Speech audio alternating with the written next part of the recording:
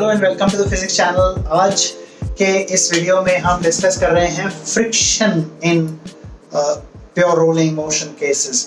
तो pure rolling motion के दौरान फ्रिक्शन किस डायरेक्शन में एक्ट करती है, कितनी होती है, एटसेट्रा एटसेट्रा, इस पर कुछ सिंपल प्रॉब्लम्स हम देखेंगे। ये बहुत ही इंटरेस्टिंग आइडिया है और इसमें मैं 2-3 एग्जाम्पल्स अभी लेने वाला हूं जिससे कि आपको फ्रिक्शन के बारे में थोड़ा पता चले कि फ्रिक्शन की क्या नेचर होती है, क्या रोल होता है प्योर रोलिंग के प्रॉब्लम्स के अंदर। तो हम स्टार्ट करते हैं बहुत सिंपल प्रॉब्लम से। इस प्रॉब्लम में मैं एक सिलिंड्रिकल ऑब्जेक्ट ले रहा हूं। तो ये एक सिलेंडर है, सॉलिड सिलेंडर, इसका आर रेडियस है और ये ग्राउंड के ऊपर, ये ग्राउंड हॉरिजॉन्टल सरफेस है, इसके ऊपर रखा है। तो ये ग्राउंड है और इस ग्राउंड में फ्रिक्शन है। कितनी फ्रिक्शन है? सफिशिएंट फ्रिक्शन है कि प्योर रोलिंग ही हो पाए, यानी कि स्लाइडिंग को रोकने के लिए जितनी भी फ्रिक्शन चाहिए उतनी इसमें फ्रिक्शन अवेलेबल है। तो ये जो ग्राउंड है इसमें फ्रिक्शन अवेलेबल है कितनी? जितनी भी स्लाइडिंग रोकने के लिए चाहिए उतनी है। तो ये फ्रिक्शन इसके अंदर अवेलेबल है, उपलब्ध है। और इसके ऊपर हमने एक धागा रैप किया हुआ, धागा लपेटा हुआ है, बहुत सारे लपेटे दे रखे हैं। और धागे का जो फ्री एंड है, धागा जो है उसका फ्री एंड ये ऐसे घूमकर धागे का फ्री एंड यहां आया है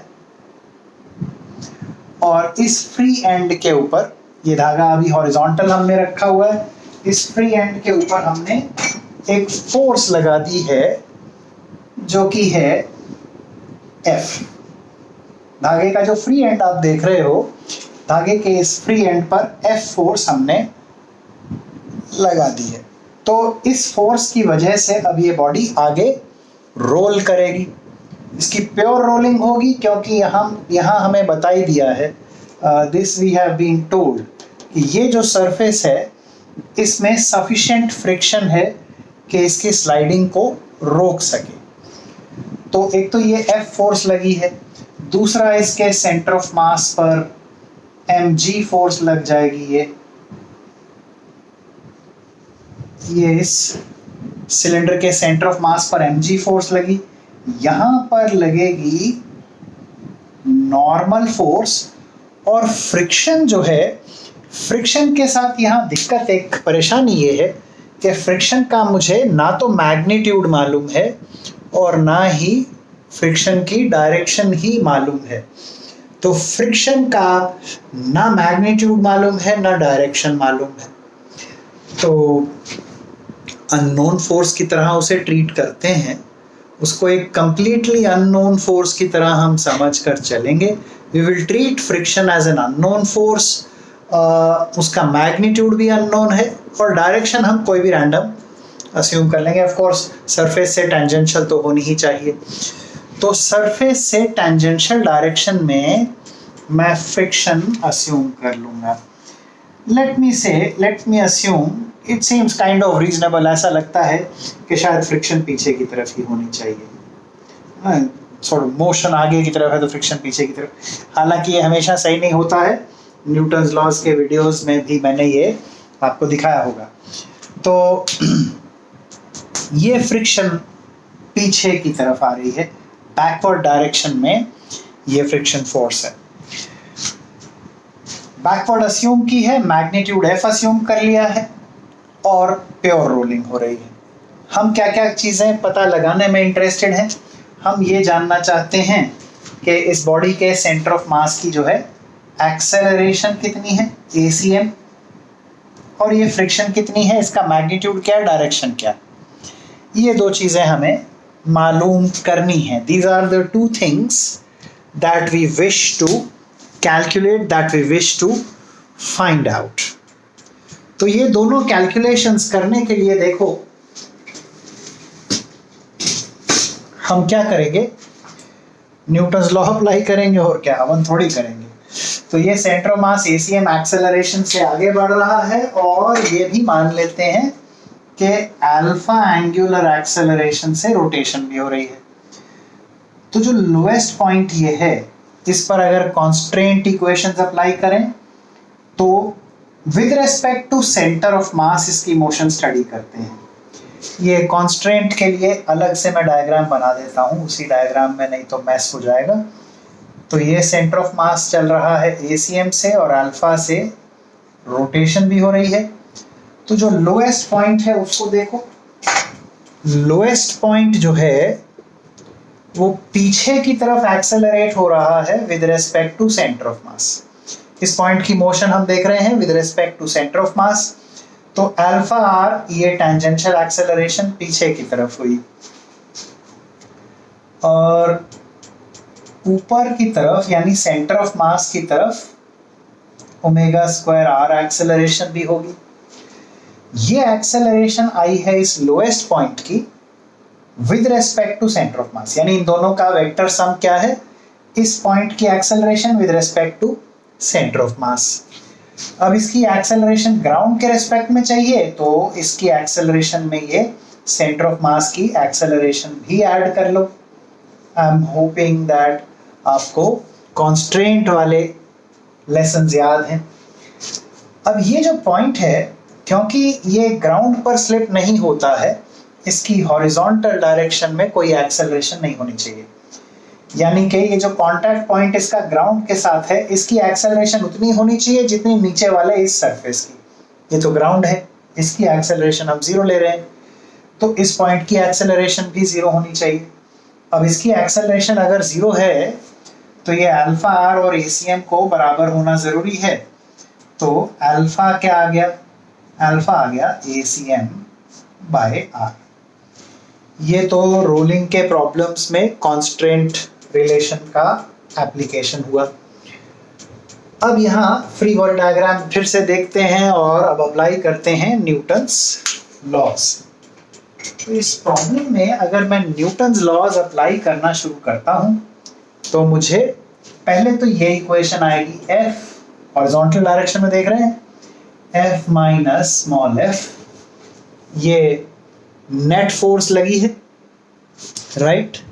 ये नेट फोर्स किसके बराबर होगी, ये नेट फोर्स जो है ये किसके बराबर आएगी, देखिए ये आएगी m इंटू ACM के बराबर। हॉरिजॉन्टल डायरेक्शन में एक्सेलरेशन ACM है और हॉरिजॉन्टल डायरेक्शन में नेट फोर्स कितनी है, capital F minus small f, ये आ गया है। दूसरी इक्वेशन इसकी रोटेशन वाली इक्वेशन रहेगी। अब रोटेशन की इक्वेशन हम जब लिखेंगे तो मैं फिर से आपको अब याद दिलाता हूं, पिछले लेक्चर में मैंने ये डिस्कस किया था आपके साथ कि जब हम ये इस तरह की रोटेशनल मोशन को स्टडी करते हैं, इस तरह की रोलिंग मोशन को जब स्टडी किया जाता है तो न्यूटन्स लॉ किस पॉइंट के अबाउट अप्लाई करना चाहिए, सेंटर ऑफ मास के अबाउट। क्योंकि ये जो ऐसी प्रॉब्लम्स हैं जिनमें कि फिक्स्ड रोटेशन एक्सिस सीधे सीधे दिखाई नहीं देती, कोई ऑब्वियस फिक्स्ड पॉइंट नहीं होता, जैसे कोई हिंज वगैरह, इस तरह का ऑब्वियस फिक्स्ड पॉइंट जब नहीं होता है, when there is no obvious fixed point, तो हमें रोटेशन एक्सिस ऑब्वियस तरीके से, मतलब देखते ही सवाल को पता चल जाए कि हाँ जी ये है एक्सिस ऑफ रोटेशन, ये पता नहीं चल रहा है। जब ऐसा होता है, जब रोटेशन एक्सिस एकदम से ऑब्वियस नहीं होती है, तो ऐसे क्वेश्चंस में जो tau equal to I alpha वाली इक्वेशन होती है वो हमेशा कहाँ अप्लाई की जाती है, ये इक्वेशन अप्लाई करनी होती है सेंटर ऑफ मास के अबाउट। इस इक्वेशन का एप्लीकेशन आप सेंटर ऑफ मास के अलावा किसी पॉइंट पे करेंगे तो भाई एक्सेलरेटेड पॉइंट है और accelerated point means non inertial frame, फिर स्यूडो फोर्स लगेगी, सेंटर ऑफ मास पे लगेगी और रोटेटिंग बॉडी के किसी पॉइंट की एक्सेलरेशन पता लगाना अपने आप में अच्छा खासा काम होता है, उसकी मैग्नीट्यूड, उसकी डायरेक्शन, फिर उससे ऑपोजिट डायरेक्शन में सेंटर ऑफ मास पे स्यूडो फोर्स लगाओगे, फिर उसकी टॉर्क लोगे अपने उस पॉइंट के अबाउट, बड़ा मुश्किल काम हो जाएगा। तो हम जब रोटेशन एक्सिस इमीडिएटली ऑब्वियस नहीं होती है, देखते ही समझ ना आ जाए कि ये है जी सेंटर ऑफ, ये सेंटर ऑफ रोटेशन है, ये एक्सिस ऑफ रोटेशन है, देखते ही समझ में आ जाए, तब तो उस पॉइंट के अबाउट अप्लाई कर लो। उससे थोड़ा सॉल्यूशंस आसान होते हैं बाय द वे। लेकिन अगर ऐसा ऑब्वियस पॉइंट दिखाई ना दे तो आपको सेंटर ऑफ मास के अबाउट कैलकुलेट करना होता है। हालांकि रोलिंग मोशन के प्रॉब्लम्स में है सेंटर ऑफ रोटेशन मालूम किया जा सकता है, लेकिन सेंटर ऑफ मास के अबाउट एप्लीकेशन हमेशा ज़्यादा सेफ रहेगी। एक्सिस ऑफ रोटेशन ढूंढने की भी दिक्कत है, और ढूंढ भी ली तो उसके अबाउट अप्लाई करने के बाद फिर भी गड़बड़ होने का चांस रहता है। एक दिन मैं ये आपको समझाऊंगा। खैर, तो वापस यहीं आ जाते हैं। अब न्यूटन्स लॉ की रोटेशन वाली इक्वेशन हम अप्लाई करने जा रहे हैं। तो we are going to apply the rotation वाली इक्वेशन। सेंटर ऑफ मास के अबाउट टॉर्क लेंगे। तो सेंटर ऑफ मास के अबाउट इस F की टॉर्क कितनी है? F into R. और वो कैसी टॉर्क है? इस F की टॉर्क क्लॉकवाइज है।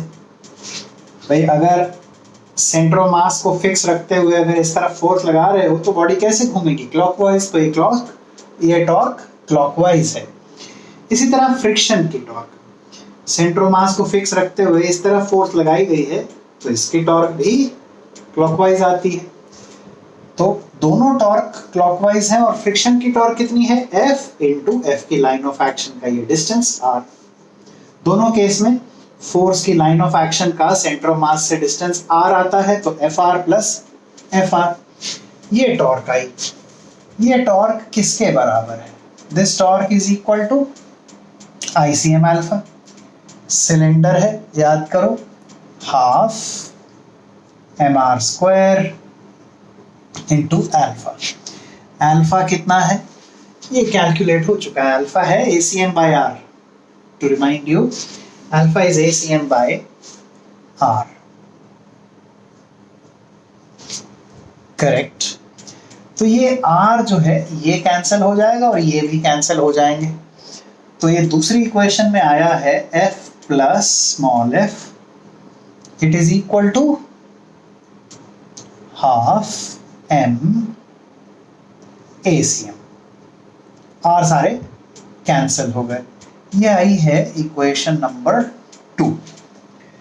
अब मैं इन दोनों ही इक्वेशंस को अगर ऐड कर लूं 1 और 2 को, स्मॉल f जो फ्रिक्शन है कैंसिल हो गई, इधर आया 2f, इधर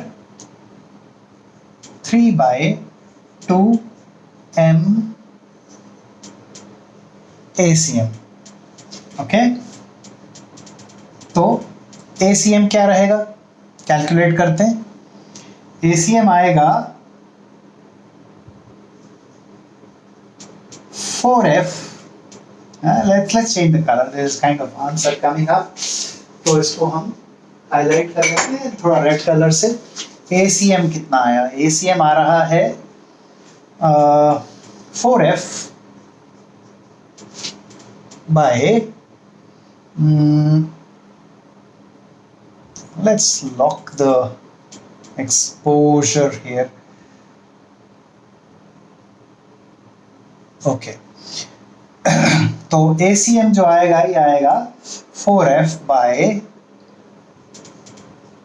3m। ये ACM आया है। अब नेक्स्ट कैलकुलेशन देखो। नेक्स्ट कैलकुलेशन हमारी अब स्मॉल f की है। ACM को इनमें से किसी एक इक्वेशन में सब्स्टिट्यूट कर लेते हैं, यहाँ कर देते हैं।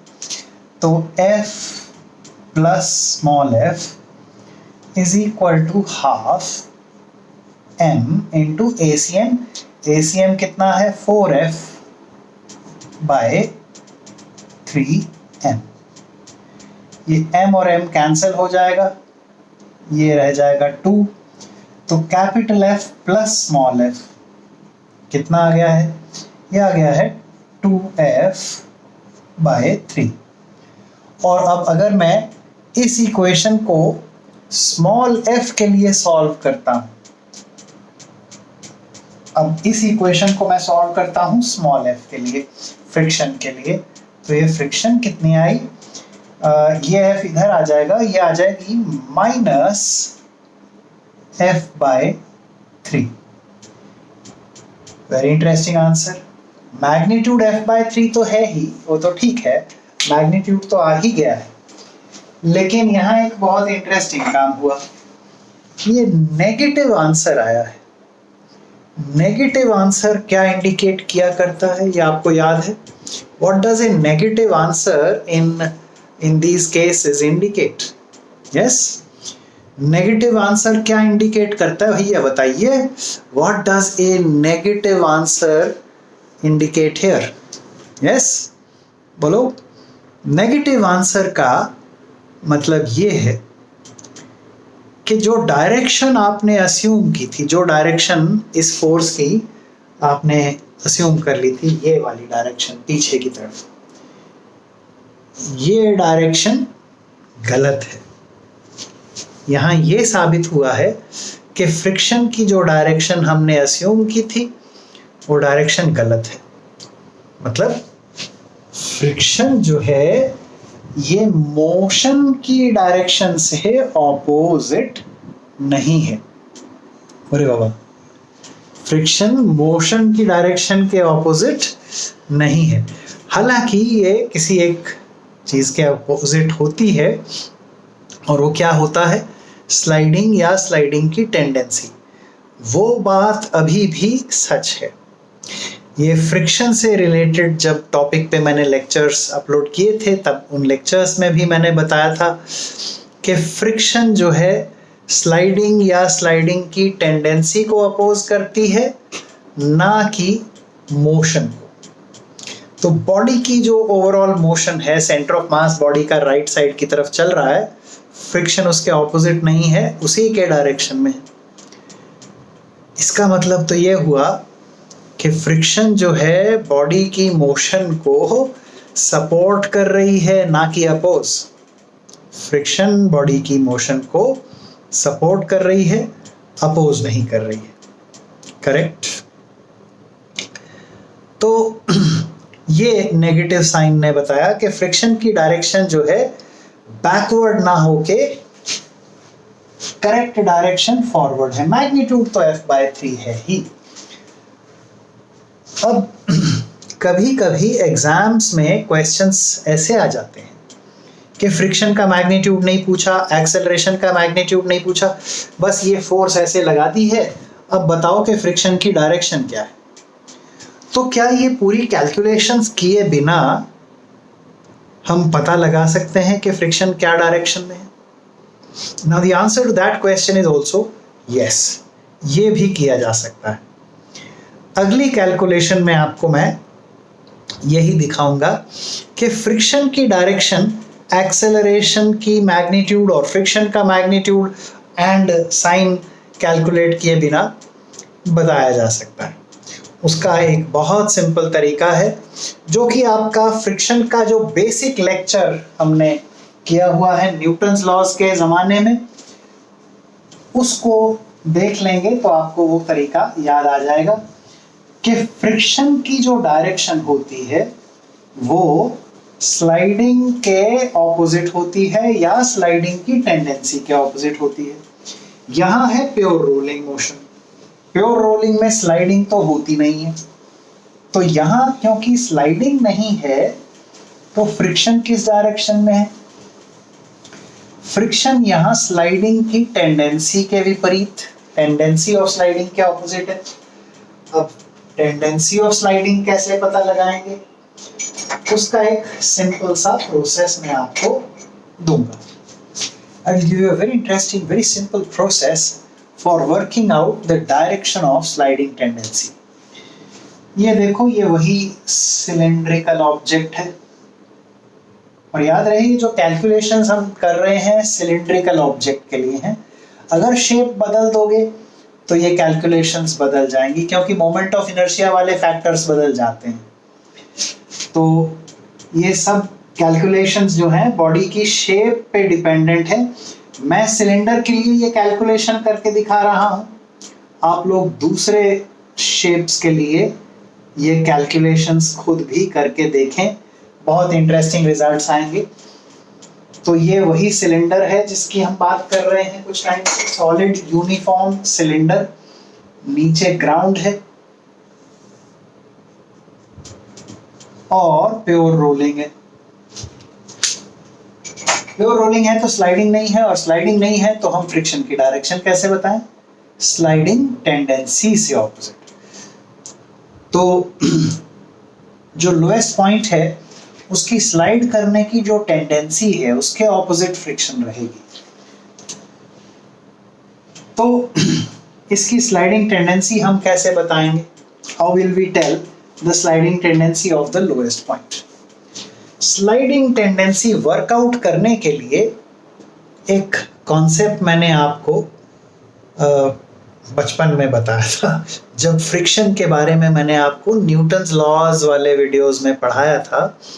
तब मैंने बताया था कि स्लाइडिंग टेंडेंसी पता लगाने का एक बड़ा सिंपल तरीका होता है कि आप ये मान लो कि कांटेक्ट सरफेसेस एकदम फ्रिक्शनलेस हैं, और फिर देखो कांटेक्ट पॉइंट किस डायरेक्शन में स्लाइड करता है। आप ये मान लो कि कांटेक्ट सरफेसेस एकदम कैसे हैं? फ्रिक्शनलेस हैं। आप कांटेक्ट सरफेसेस को फ्रिक्शनलेस मान लो, और उन्हें फ्रिक्शनलेस मानने के बाद, कांटेक्ट सरफेसेस को फ्रिक्शनलेस मान लेने के बाद फिर देखो कि किस डायरेक्शन में स्लाइडिंग होती है। वही स्लाइडिंग टेंडेंसी की डायरेक्शन आ जाती है, उसके ऑपोजिट फ्रिक्शन हो जाती है। तो स्लाइडिंग टेंडेंसी की डायरेक्शन कौन सी होगी? स्लाइडिंग की डायरेक्शन, अगर कांटेक्ट सरफेसेस एकदम फ्रिक्शनलेस हो। तो वही प्रोसेस हम करेंगे यहाँ। कांटेक्ट सरफेसेस को हम मान लेते हैं एकदम फ्रिक्शनलेस। तो मैंने यहाँ मान लिया कि ये कांटेक्ट सरफेसेस फ्रिक्शनलेस हैं, और यहाँ पर हमने F फोर्स लगाई है। अब देखेंगे ये पॉइंट किस तरफ स्लाइड करता है। यहाँ फ्रिक्शन नहीं है, तो फ्रिक्शन नहीं है तो ऑब्वियस सी बात है स्लाइडिंग होगी, और जिस डायरेक्शन में अब स्लाइडिंग होगी वही स्लाइडिंग टेंडेंसी की डायरेक्शन होगी। फ्रिक्शन उस डायरेक्शन से डेफिनेटली ऑपोजिट होगी। तो F फोर्स है, mg फोर्स है और नॉर्मल फोर्स है। सेंटर ऑफ मास के अबाउट इन दोनों की टॉर्क तो जीरो ही है, फ्रिक्शन यहां है नहीं, तो केवल इस F की टॉर्क रहेगी। करेक्ट?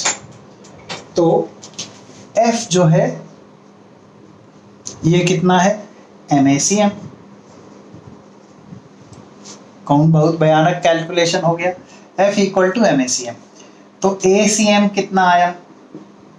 F/m। अब सेंटर ऑफ मास के अबाउट टॉर्क कितनी है? टाउ CM, वो हो जाएगी F इंटू R। इस पॉइंट के अबाउट क्या टॉर्क है? mg और n की जीरो है, F की टॉर्क हो जाएगी F इंटू F की लाइन ऑफ एक्शन का इस पॉइंट से परपेंडिकुलर डिस्टेंस, वो परपेंडिकुलर डिस्टेंस है R। आ गई टॉर्क, क्लॉकवाइज है। ये किसके इक्वल? ICM अल्फा के।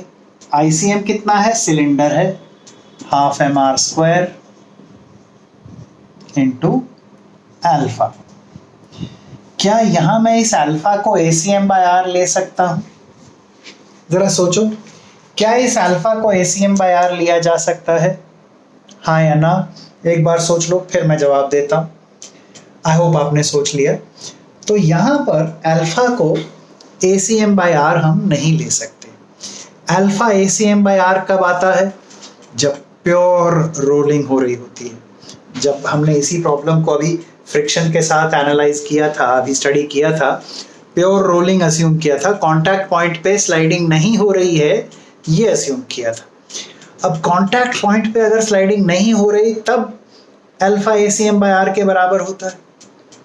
अभी तो कांटेक्ट पॉइंट पे स्लाइडिंग हो रही है, तो वो इक्वेशन अब एप्लीकेबल नहीं है, वो इक्वेशन अब वैलिड नहीं है।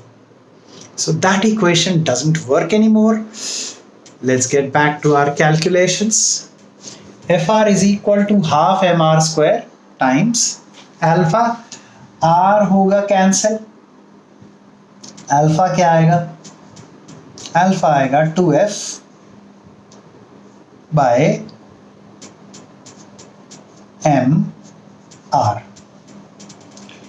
ये अल्फा आया है, right.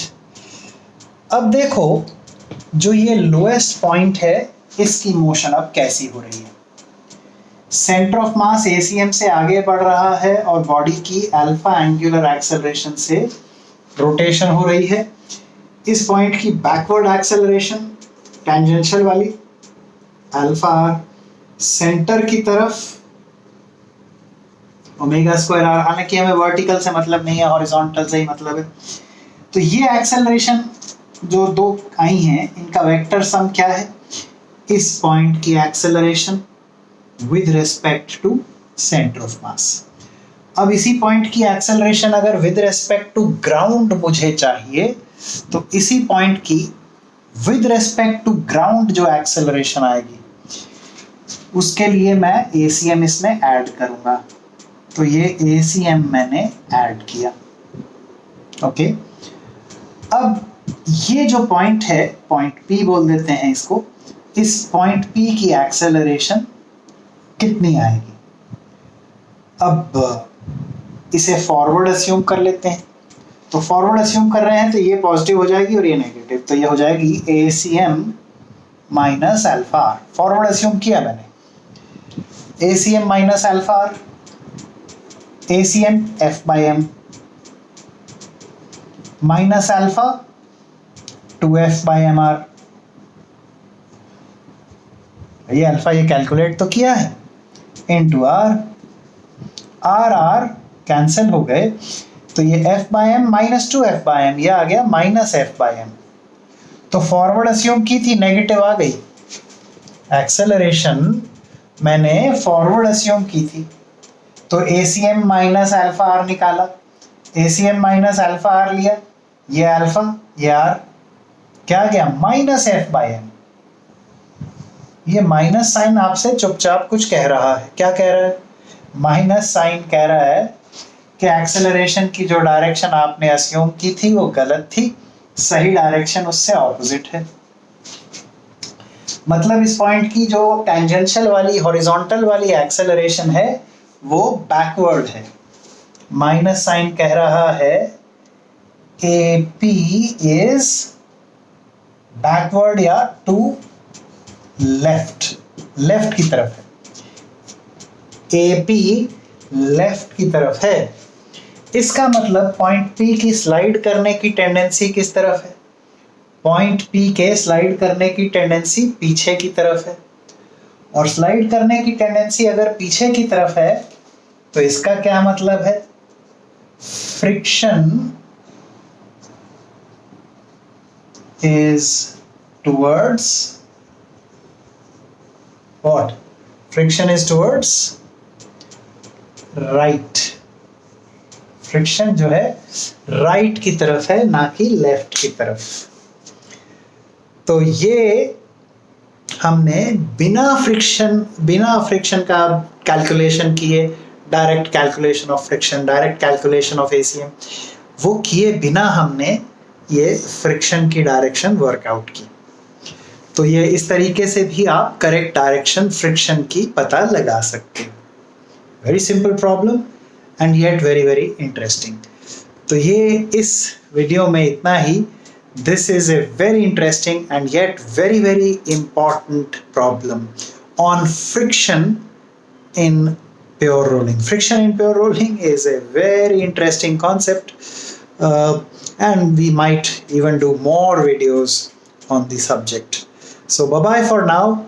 Enjoy yourself, enjoy your physics, enjoy your learning, and keep appreciating the channel, keep encouraging me to do more such work. Thank you for watching. Bye bye. Have fun.